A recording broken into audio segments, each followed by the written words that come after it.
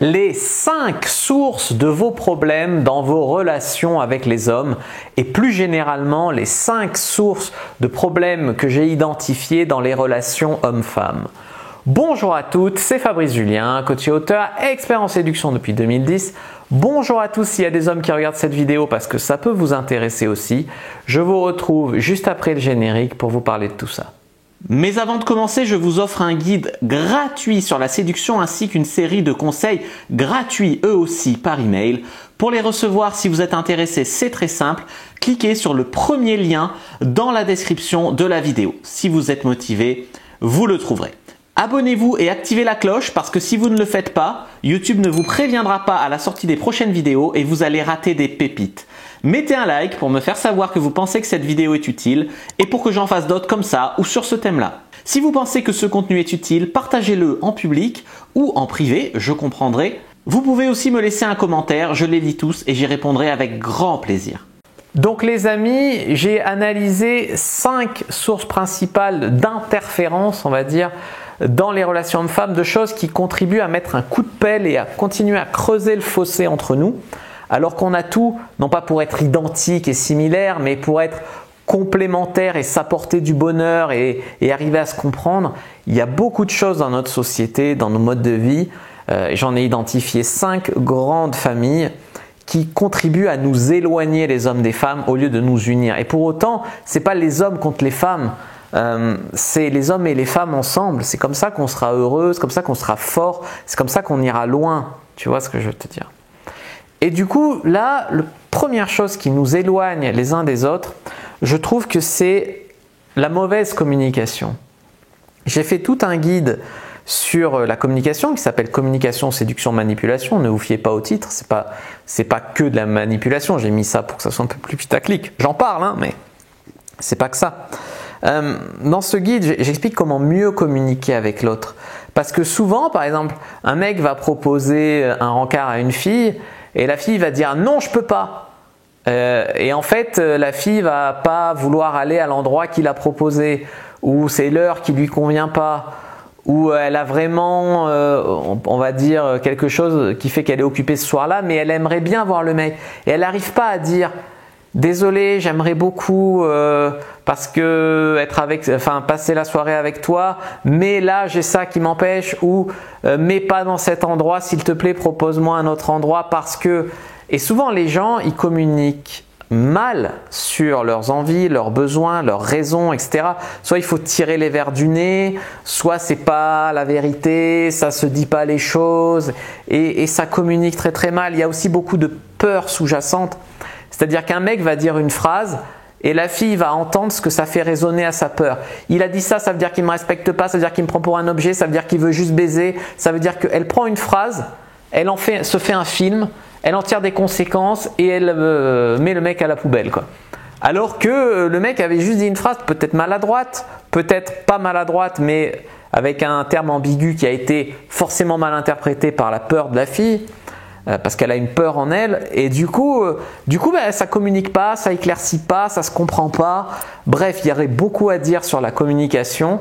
C'est pas que la communication d'ailleurs entre les hommes et les femmes. Moi je m'axe là-dessus sur cette vidéo, mais c'est la communication entre humains déjà entre humains. Donc voilà, ça c'est un vaste sujet. La deuxième source que j'ai identifiée, les amis, c'est le féminisme idéologique. Alors pourquoi je dis idéologique? Parce que le féminisme est une bonne chose. L'égalité homme-femme, le droit de vote des femmes, le droit de travail des femmes, l'égalité salariale, évidemment tout ça est une bonne chose. Le féminisme idéologique, c'est le féminisme qui fait de l'homme, du masculin, le nouveau péché originel. C'est toujours la faute des hommes blancs hétérosexuels de plus de 50 ans. Il faut virer les hommes, il faut consommer que femmes, il faut mettre les hommes de côté, vive la sororité, virons les hommes c'est le mal, tous des violeurs. Tu vois, cette idéologie, il faudrait obliger les hommes à pisser assis parce qu'il n'y a pas de raison que nous on fasse la queue aux toilettes. Il y en a même, j'ai fait une vidéo sur le féminisme pour répondre à Camille et Justine, vous pouvez la voir encore sur ma chaîne cette vidéo, et dans laquelle, dans commentaire, tout ce qu'on a trouvé à me dire c'est « mais casse-toi, on veut pas de toi chez les féministes ». Mais si, je suis féministe, et si vous voulez pas de moi sur les féministes, c'est que je vais je suis modéré, c'est-à-dire que je suis féministe, je suis pour l'égalité homme-femme. Cependant, je ne tomberai pas dans vos délires de tarés qui sont frustrés ou qui sont fous complètement hystériques et qui demandent des choses qui sont plus de l'égalité homme-femme, qui sont de la castration de l'homme, qui sont totalement fous, démesurés. Et là, on ose me dire, on ne veut pas de toi chez les féministes. Bah, vous m'aurez quand même, quoi. Je veux dire. Et vous n'êtes pas féministe, vous êtes néo-féministe, féminazi, comme disent les autres. Donc, il y a la nuance à faire entre le féminisme qui fait avancer les hommes et les femmes, mais aussi les hommes, du coup, parce qu'on travaille en équipe ensemble, et le féminazisme qui sert qu'à couper les couilles des hommes, qui sert qu'à faire des femmes des petits bonhommes comme ça, et qui finalement crispe les relations entre nous, tu vois, et ne rend plus forts ni les uns ni les autres, qui nous séparent. Troisième source de problème, c'est les croyances limitantes de chacun. Les croyances limitantes de chacun, c'est oui, c'est pas possible de trouver un homme bien à notre époque, tous les hommes maintenant veulent ça, tu vois, toutes les croyances aussi, tu sais, les femmes croient que toutes les femmes sont des putes qui donnent leur cul, mais moi je vais me respecter, je vais être la seule. Alors que toutes les femmes dans les faits disent ça. Disent ah ouais, mais t'en trouveras beaucoup des putes, mais moi je suis une de ces rares filles qui se respectent. Mais toutes les femmes disent exactement cette phrase, c'est dingue. Et donc du coup ça sert à rien. Donc voilà, donc tu vois, il y a beaucoup de croyances sur soi-même, sur c'est pas possible pour moi, je mérite pas, il y a plus d'hommes comme ça, ou c'est un homme comme ça qu'il faut, ou c'est pas possible de se rencontrer comme ça. Il y a des filles qui sont sur Tinder en disant moi j'y crois pas à Tinder, c'est pas possible, je me méfie, mais bon si jamais mon prince charmant est là, mais avec cet état d'esprit de c'est pas possible, c'est impossible, c'est machin, vous rendez déjà la chose très très compliquée, voire impossible. Donc vos croyances limitantes. Par contre, si vous croyez que c'est possible de se rencontrer dans la rue, c'est possible de se rencontrer sur Tinder, c'est possible de trouver un mec qui vous convient, c'est possible de... Voilà, là ça devient possible, je suis désolé. Je ne vous dis pas d'avoir des attentes disproportionnées par rapport à la réalité, mais je vous dis que c'est possible. Donc ça c'est un truc à bien comprendre. Quatrième source, je l'ai un peu effleuré déjà, c'est les peurs de chacun. Les hommes ont peur que toutes les femmes soient des profiteuses, vaniteuses, superficielles, michto, etc. Et les femmes ont peur que les hommes veulent juste tirer leur coup, vont pas me rappeler. Les hommes sont pas respectueux, c'est des menteurs mariés, c'est des pervers narcissiques manipulateurs, tous les hommes sont comme si le mal, toutes les femmes sont comme si le mal. Voilà, on a peur. Alors, bon, sinon on a souffert. On a souffert dans le passé par un mec qui nous a fait du mal et du coup, je me méfie de tous les hommes. Voilà. Et donc, la peur, en fait, appelle, si vous voulez, quand on a très peur de quelque chose, on a tendance à l'attirer. On a tendance à attirer ce qui nous fait peur. Si vous avez très peur de tomber sur un connard, vous avez toutes les chances de tomber sur un connard. Et ce que je veux dire aussi, c'est que votre estime de vous est importante dans le sens où, comme je disais, si vous croyez que vous méritez pas, ou que c'est pas possible d'avoir un mec bien, ou que c'est pas comme ça qu'on fait, que si, que ça, vous mettez des barrières, mais aussi vous avez une mauvaise estime de vous puisque vous pensez que vous méritez pas ou que c'est pas possible pour vous. Et du coup, en ayant une mauvaise estime de vous, vous attirez des mecs qui vont s'essuyer les pieds sur la serpillière, quoi, sur le paillasson, tu vois. Donc, comprenez ça aussi, que ça peut être la source de vos problèmes avec les mecs. Et la cinquième source dont je viens de vous parler, c'est les coachs qui, pour leur business ou par facilité, vont continuer à creuser un fossé entre les hommes et les femmes. J'en ai déjà parlé sur cette chaîne, dans une vidéo qui s'intitulait « Les bons et les mauvais conseils en séduction ». Du coup, je vois des coachs qui sont vous avez couché avec un homme, effectivement, vous avez fait une erreur. Maintenant, vous allez le voir et puis vous allez plus coucher avec lui pendant 2 rendez-vous. Puis c'est comme ça qu'il va vous respecter. Et puis voilà. Mais c'est quoi ce délire? Ou alors faites silence radio, ne lui répondez plus. Il y en a qui viennent à dire salut, ça fait 5 semaines que je fais silence radio à un mec. J'espère qu'il va vouloir se remettre en couple avec moi. Mais 5 semaines, mais c'est taré. Enfin, le mec il est passé à autre chose. Enfin, c'est taré. Enfin, vous vous rendez pas compte? Et les coachs sont là à vous flatter dans le sens du poil, à vous dire vous êtes merveilleuse, vous méritez le mieux, machin, à vous proposer des solutions qui n'apportent rien. Hein. Je veux dire, faire silence radio à bon escient, pourquoi pas, mais là c'est silence radio à toutes les sauces.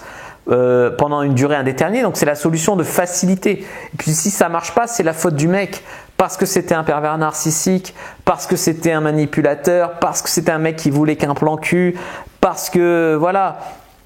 Et du coup, ces conseils, alors, tout n'est pas à jeter, mais globalement, c'est à jeter quand même, parce que ça vous flatte dans le sens du poil, donc ce qui est pas mal si vous avez un problème d'estime de vous, mais la plupart des femmes sont déjà hyper exigeantes et à côté de la plaque. Donc si tu les encourages dans cette voie, elles ne se remettent pas en question pour se remettre bien. Je ne suis pas là pour rabaisser, mais juste normal quoi. Voilà, au niveau normal. Caresser en sens du poil quelqu'un qui fait des conneries, c'est l'encourager à continuer, tu vois. Donc non. Donc vous êtes toutes merveilleuses, les hommes sont des cons. Non, il y a des hommes cons, mais tous les hommes ne sont pas des cons. Et il y a des femmes merveilleuses, mais toutes les femmes ne sont pas merveilleuses. Voilà, ça c'est la vérité. Ça peut dire qu'elles ne peuvent pas devenir merveilleuses si elles travaillent sur elles. C'est-à-dire qu'elles ne sont pas merveilleuses à ce moment-là. Donc attention, hein, c'est attention à tous les pervers manipulateurs machin, ce qui met un climat de défiance entre les hommes et les femmes, de base. Attention, vous ne devez pas paraître acquise, vous devez faire silence radio, appliquer le fuis-moi je te suis-moi je te fuis, machin. De base, tu t'éloignes, tu mets de la distance, tu fais silence. C'est pas comme ça qu'on lie une relation avec quelqu'un. Tu vois bien, ça marche pas. En 3, c'est ensuite récupérer son ex, forcément, puisque tu n'as fait que de la résistance en n'étant pas acquise, en faisant silence radio, en fuyant, en le soupçonnant d'être un manipulateur. Donc, tu cherches maintenant à le récupérer puisqu'il s'est désintéressé de toi. Même pas forcément méchamment, peut-être qu'il était intéressé, mais quand il a vu que il était intéressé mais que tu n'étais pas acquise, voilà. Ne pas être acquise sur un mec qui n'est pas acquis, c'est différent. Mais quand ça marche avec un mec, le faire, ça fait que compliquer la relation. Bref, je continue. Donc ensuite, elles sont à l'étape récupérer son ex. C'est un grand thème aussi puisque tu as tout fait pour le perdre, donc maintenant il faut le récupérer. Et ensuite, c'est attention, ne tombez pas dans la dépendance affective. Tu veux récupérer ton ex que tu as fait fuir mais qui était bien. Donc forcément que tu es dans la dépendance affective après. Enfin, tu es dans la dépendance parce que tu penses qu'à récupérer ton ex que tu as toi-même fait fuir parce que tu l'as trop soupçonné d'être un pervers manipulateur, tu vois. Et tout ça, on vous dit, faites tout ça avec l'empowerment, en étant une femme fatale, machin. En ne se rappelant même pas de la définition d'une femme fatale. Femme fatale, c'est quick, hein. Aucun homme ne voudrait une femme fatale et aucune femme ne devrait vouloir être une femme fatale. C'est déjà toxique de vouloir être une femme fatale. Vous pouvez vouloir être une femme qui a un pouvoir de séduction, ça, oui, mais le terme femme fatale, déjà, ça va pas. Enfin, ça marche sur la tête. Mais tout ça, c'est commercial, dans le sens où l'empowerment, c'est progressiste, donc c'est ce qui a le pouvoir politique en ce moment, donc c'est ce qui est à la mode dans les médias. Donc si tu veux faire de l'argent, être publié dans les maisons d'édition, passer à la télé, dans les médias, il faut se mettre dans cette lignée-là. Si tu veux faire du travail qui est bon pour les gens, bon pour les relations hommes-femmes et qui voit à long terme et pas juste pour flatter l'ego des gens et leur prendre leur thune en leur vendant des miracles qui les mettent encore plus dans la merde et qui font qu'ils ont encore plus besoin de toi, dans ce cas-là, tu prends ma solution, tu luttes contre la société, tu luttes contre les féminazis, tu luttes contre les concurrents qui finalement font plus de vues et peut-être même plus de ventes et qui font des dégâts, parce que j'en ramasse en coaching des gens qui sont d'abord passés par là. Bref, c'est mon avis, c'est mon analyse en tout cas, c'est plus qu'un avis à ce stade, c'est argumenté, c'est une analyse. J'attends vos arguments, vos avis dans les commentaires. Je vous dis à bientôt et que le dieu de la séduction soit avec vous les amis.